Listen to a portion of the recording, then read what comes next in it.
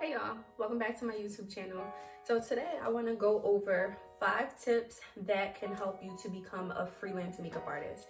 So let's be real, even if you were to get a job at MAC or Sephora, you still want to have your own thing going on outside. You know what I'm saying? Like, you want to have your clientele that you build rapport with, that you can do their makeup outside of working for MAC or Sephora. Like, just in case, like for instance, this quarantine situation, even though we're not supposed to be doing makeup, like, this is what I'm talking about. Like, the doors are closed, you know what I'm saying? Like, you still need to pay your bill and you want to have like your own hustle outside of that. So I'm going to tell you the tips that helped me to, create a loyal clientele and just clientele in general outside of, working for me. So the first thing is clientele. So you want to kind of focus on what type of clientele you want for your business. Do you want clientele who are younger? Like, I'm talking sweet 16, prom, like that type of thing? Do you want middle-aged, middle-class working women who are getting their lashes done, their nails done, their hair done? Are you comfortable with older skin? Like, do you want to do people's makeup who are, elderly? Like, you need to figure out what type of clientele that you want to appeal to. So let's take me for an example. A mistake that I made in the beginning was trying to appeal to everyone. So I didn't really care. Like, not that I was in it for the money, and not that it wasn't my passion, but I didn't really have picks. Like, you could be elderly, you could be 16, you could be middle-aged, I didn't really care, you know what I'm saying? I just was like, oh, like, as long as they're paying me, I'm good. But I was finding that when I wasn't being like choosy with my clientele, I would run into issues like price haggling. So let's say, for instance, my price is $80 and I would get like a girl who was going to a sweet 16. She didn't understand the reason why the makeup cost as much as it did. For someone who keeps up with their appearance, like gets their lashes done, gets their nails done, like on a daily, like weekly, not daily, but a weekly basis, they understand why a makeup application will be $60 and up, rather than someone who gets it done once in a blue moon. Or like, there's people that once in a lifetime, they don't wear makeup. You know what I'm saying? So you want to, appeal to a certain type of audience. So outside of clientele, you want to work on building your relationship. You want to build relationships with your clients. Like, you don't want to be that person that is dry, like, oh, this person came to do my makeup and we didn't talk the whole time. Like, let's be honest, makeup artists, we have a very intimate job. Like, we're intimate with our clients. We're in each other's personal space. So, it's kind of weird to not interact with your client. You know what I'm saying? Like, and granted, you will get those people who don't want to talk, but at least make the effort. Make the effort to build a relationship with your client. They will appreciate it. You know what I'm saying? Ask them how their day is going. Ask them, what's the occasion? What are you doing today? Build that rapport with them so that they can feel comfortable coming back to you. You know what I'm saying? So that they remember the vibe that you gave them. You know what I'm saying? Like, oh, I like when such and such came and they did my makeup. I like how we bonded. You know what I'm saying? That creates a client who is loyal and will continue to come back to you time after time after time. So, and you also, you don't know you don't know what a person is going through. Like, who knows? You could be the only person that woman might have talked to that day. You know what I'm saying? She might not have an ear to vent. You just never know. So it's good to build the rapport, build a relationship with your client, so that they feel comfortable with coming back to you. Another thing is having your own style, being original. You want to be original with your work. Like, for me, we're gonna keep going back to me. I'm gonna keep it real with y'all. I'm gonna keep it real. I'm being very honest with y'all right now. When I started makeup, I was like, I felt like I was seeing a lot of trends. Like, let's say for instance, cut crease. Okay, I was trying to do cut crease. You know, I was looking at P. Louise and them on Instagram. Like, damn, like, why can't I do the same type of work? And then you beat yourself up because you're trying to fit into a mold that is not your thing. I gave every single one of us our own type of creativity. Whatever craft that you have, no one will do it like you. So with that being said, I ran into the problem of trying to create these cut creases and super like highlight under the eye, and truth be told, that's not my style.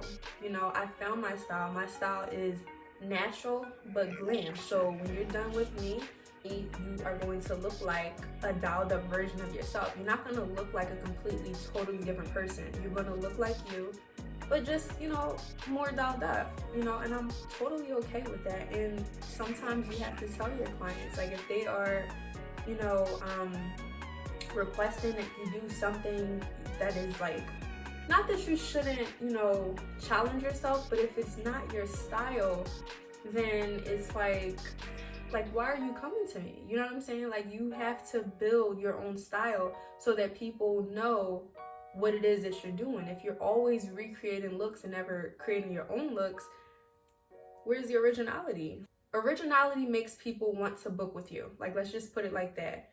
Like, they might see that you do your brow a certain way, that this person doesn't do it. You have to separate yourself. Like, this industry, this beauty, like hair, makeup, like nails, it's a very oversaturated industry. However, there's room for everyone to eat, there's room for everyone to grow. And we don't all have to do the same exact makeup looks. You know what I'm saying?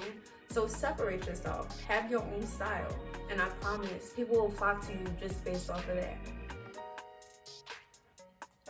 So the third thing that I have on here is pricing. So with pricing, you don't want to go and copy other people's pricing. Like, oh, let me go to her Instagram and look, like, she charges $60 for, like, no. You want to definitely crunch numbers. You want to look at your kit. Do you have a kit that has expensive products? Like, do you have drugstore products? This should all reflect your pricing.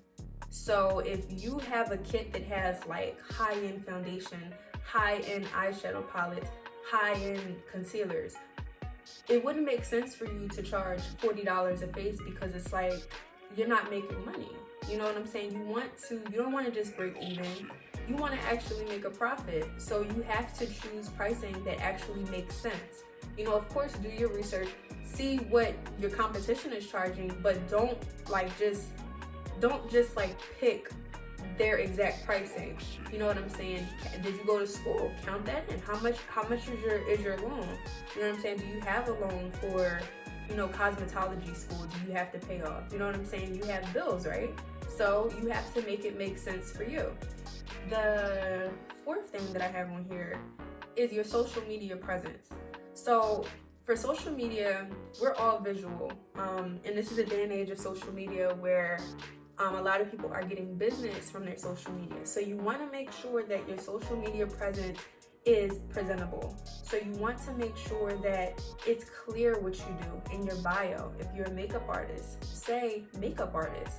You know, put your contact information if you like people to DM you, email you, or text you. Different options of ways that people can get in touch with you if they want to book you for your makeup appointment. You know, write in your bio what it is that you specialize in. Do you specialize in photo shoots? Do you specialize in bridal? Do you specialize in natural bead? You know, be specific, because when people come to your page, I realize that people are lazy. It's a very microwave generation. So people like when things are just right there for them to see. They don't want to have to look and do research. They don't want to do that. They want everything to be right there instantly. So you have to work on that. You know, put whatever it is that you do in your bio. Make sure that your pictures are nice and clear. If you're using your phone, you know, make sure that you're wiping the back of your lens off before you're taking a picture. Make sure that you are taking pictures in like the right lighting, you know, to capture the makeup that you did. Make sure that you are, you are uniform with your posts. Now, for me, I told y'all before, I'm a Virgo, so certain things have to be a certain way. I'm like low-key OCD, so I had this thing before where I didn't want to put pictures on my page if they were not uniform. So let's say, for instance, I took a picture of someone's makeup in front of a white wall, and then I took another picture of someone outside in front of a brick wall. Like, I felt like it clashed, so I didn't want to, put that. But I got over that. You know what I'm saying? Like, as long as the quality is good, as long as the lighting is good, put it out there. You know what I'm saying? And also think, like, you are putting your name on it. So don't put up a picture blurry. You got chicken grease on your lens. You know what I'm saying? Your lens is blurry. Like, no. And also, think of it like what I booked with this person. Like, if you went, let's say nails, for instance. We all get our nails done, right? So you go to a page of a nail tech, and she got pictures of her cat, and you can barely see the picture of the nails because it's blurry. No, you're gonna go to the nail tech who has a uniform page where all her pictures are clear, everything is clear what she does. There's not pictures of her cat and her kid and her family. Like, everything is uniform. You know what I'm saying? So separate the personal from the business. I feel like I'm being a hypocrite right now because I don't have my personal Instagram page right now. So sometimes I'll post like little memes like on my story, but you'll never see that like on my actual page, but sometimes I slip up here and there, but I'm gonna get better. But yeah, definitely make sure that your social media presence is acceptable. And then the last thing that I have on here is take a class. There's nothing wrong with learning something new. There's nothing wrong with sharpening your tools. We all have room for improvement, no matter what level we're on. Even people who are, further along in their successful makeup journey, like, there is always something that we can learn. Invest in yourself, invest in your education. I've spent money on going to classes before, and I still use tips that I've learned from those classes. Like, they teach you so many new tips and tricks. You learn about new products that you didn't know about. Like, it's so essential to make sure that you are constantly sharpening your tools. So I hope that these tips helped y'all, and I will see y'all in the next video.